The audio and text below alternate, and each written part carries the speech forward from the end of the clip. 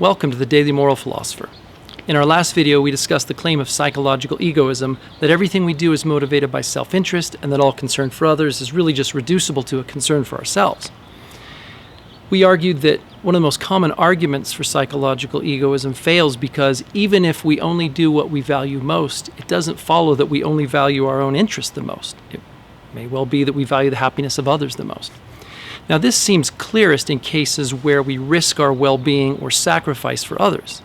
And so people will sometimes give examples of people sacrificing for others to refute psychological egoism. Perhaps a soldier jumping on a grenade to protect fellow soldiers, mother or father sacrificing for their children. Years ago, a man named Wesley Autry jumped on top of a man on the tracks in a New York subway because the man was having a seizure, and he held him down so the train rolled over both of them and saved his life.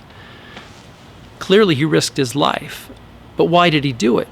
A psychological egoist would say something like, he's only doing it to avoid psychological pain, aka guilt or regret, or else to obtain some kind of psychological reward, peace of mind or something like that. A story is given of Abraham Lincoln, reported in an 18th century newspaper, that one time he was discussing this issue with a friend. They were riding along in a carriage, and supposedly Lincoln supported psychological egoism, which is kind of surprising.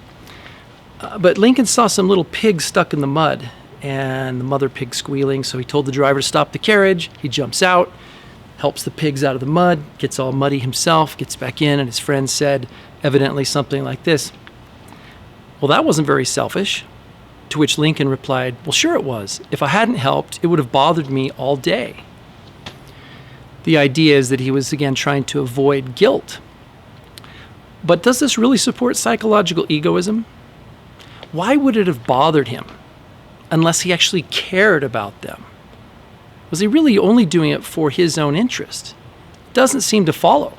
It may well be that the very reason it bothered him is because he actually cared about them. This is not a foolproof argument necessarily, because someone might be conditioned to take care of animals because they were punished when they were young or something. But it's a pretty good argument.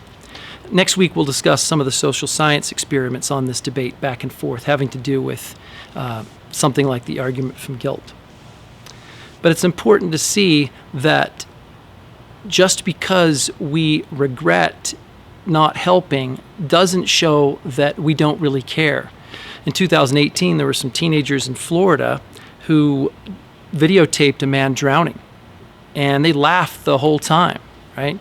So it didn't bother them that this guy was suffering, right? So the argument from guilt is not definitive.